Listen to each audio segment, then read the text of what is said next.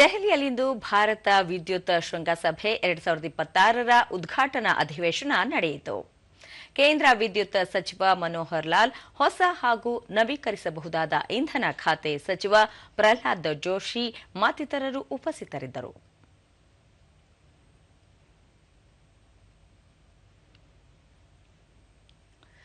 ಶೃಂಗಸಭೆಗೆ ಶುಭ ಕೋರಿ ಪತ್ರ ಬರೆದಿರುವ ಪ್ರಧಾನಿ ನರೇಂದ್ರ ಮೋದಿ, ಭಾರತವು 2030ರ ವೇಳೆಗೆ 500 ಗಿಗಾವ್ಯಾಟ್ಗೂ ಹೆಚ್ಚಿನ ಪಳೆಯುಳಿಕೆಯೇತರ ಇಂಧನ ಸಾಮರ್ಥ್ಯವನ್ನು ಸಾಧಿಸುವ ಹಾದಿಯಲ್ಲಿದೆ.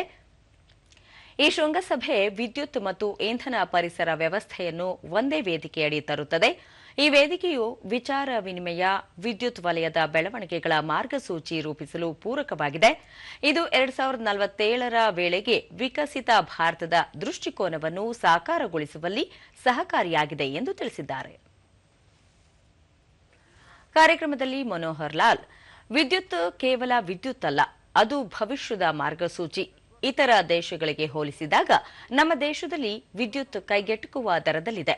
ಕೇಂದ್ರ ಸರ್ಕಾರ ಒಂದು ಸೂರ್ಯ, ಒಂದು ಪ್ರಪಂಚ, ಒಂದು ಗ್ರಿಡ್ ಜಾಲದ ಅಂಗವಾಗಿ ಯುಎಇಯೊಂದಿಗೆ ಸಮುದ್ರದೊಳಗಿನ ವಿದ್ಯುತ್ ಪ್ರಸರಣ ಕೇಬಲ್ ಜಾಲವನ್ನು ಜಾರಿಗೆ ತರಲು ಚಿಂತಿಸುತ್ತಿದೆ. ಕಳೆದ 10 ವರ್ಷಗಳಲ್ಲಿ ಸರ್ಕಾರ ವಿದ್ಯುತ್ ಪ್ರಸರಣ ಸಾಮರ್ಥ್ಯಕ್ಕೆ 2.9 ಲಕ್ಷ ಸರ್ಕ್ಯೂಟ್ ಕಿಲೋಮೀಟರ್ ಲೈನ್ಗಳನ್ನು ಸೇರಿಸಿದೆ ಎಂದರು. पावर कितनी चाहिए? 2 वर्ष पहले इस पीक डिमांड को यानी 24-25 में ये पीक डिमांड हमारी 250 गीगावाट, इसको हमने टच किया है.